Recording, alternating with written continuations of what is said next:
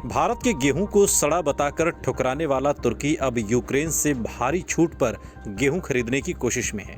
तुर्की के वरिष्ठ अधिकारियों ने बताया कि तुर्की, यूक्रेन और रूस के बीच एक समझौता होना है, जिसके तहत तुर्की ने यूक्रेन के गेहूं पर 25% छूट की मांग की है। गेहूं की इस खेप को यूक्रेन के ओडेसा बंदरगाह से इस्तांबुल पहुंचाया जाएगा। तुर्की के कृषि मंत्री वाहिद क्रिस्की ने पत्रकारों को बताया कि अगर ये समझौता होता है तो यूक्रेन हमें गेहूं पर 25% छूट देने को सहमत हो गया है। क्रिस्की ने इससे पहले बताया था कि यूक्रेन अपने बंदरगाहों की घेराबंदी को लेकर चिंतित है। रूस ने यूक्रेन के बंदरगाहों पर कब्जा कर लिया है, जिससे उनका अनाज फंसा हुआ है।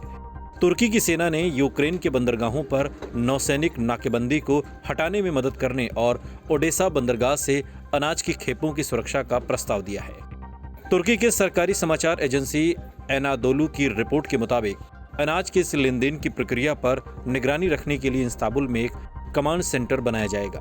हालांकि यूक्रेन रूस की मंशा को लेकर आश्वस्त नहीं है।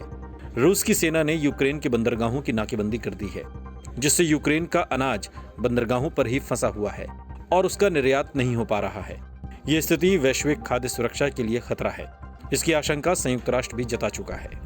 आपको बता दें कि मिस्र, ट्यूनीशिया, अल्जीरिया और तुर्की समेत मध्य पूर्व के कई देश यूक्रेन के गेहूं के निर्यात पर निर्भर हैं। हालांकि यूक्रेन पुतिन को लेकर आशंकित है। यूक्रेन के विदेश मंत्री दिमित्री कुलेबा ने ट्वीट कर कहा है कि पुतिन कहते हैं कि वो ओडेशा बंदरगाह पर हमला करने के लिए व्यापारिक मार्गों का इस्तेमाल नहीं करेंगे। उन्होंने कहा कि वो पुतिन हैं जिन्होंने जर्मनी की चांसलर स्कॉल्ज और फ्रांस के राष्ट्रपति मैक्रों को बताया था कि वो यूक्रेन पर हमला नहीं करेंगे, जबकि कुछ दिन बाद ही उन्होंने हमारे देश पर हमला कर दिया। हालांकि अब तक तुर्की, रूस और यूक्रेन के बीच तालमेल बैठाता आया है। तुर्की यूक्रेन को कॉम्बैट ड्रोन बेच चुका है और रूस यूक्रेन के बीच मध्यस्थ की भूमिका निभाने की इच्छा जताई है। तुर्की ने अंतर्राष्ट्रीय दबाव के बीच रूस पर प्रतिबंध लगाने से दूरी बनाए रखी।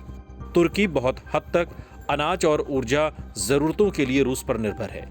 आपको बता दें कि तुर्की ने वैश्विक स्तर पर उपजे गेहूं के संकट के बीच 29 मई को भारत के गेहूं की खेप लौटा दी थी।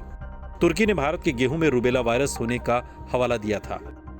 इस वीडियो पर आपकी क्या प्रतिक्रिया है, कमेंट सेक्शन में हमें जरूर बताइएगा। साथ ही देश और दुनिया की तमाम बड़ी खबरों के लिए देखते रहिए आज तक।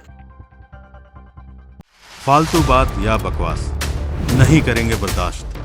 खड़ी हो जाएगी खाट जब चित्रा लगाएगी वाट। वाट लगाती चित्रा त्रिपाठी। सिर्फ आज तक डिजिटल पर।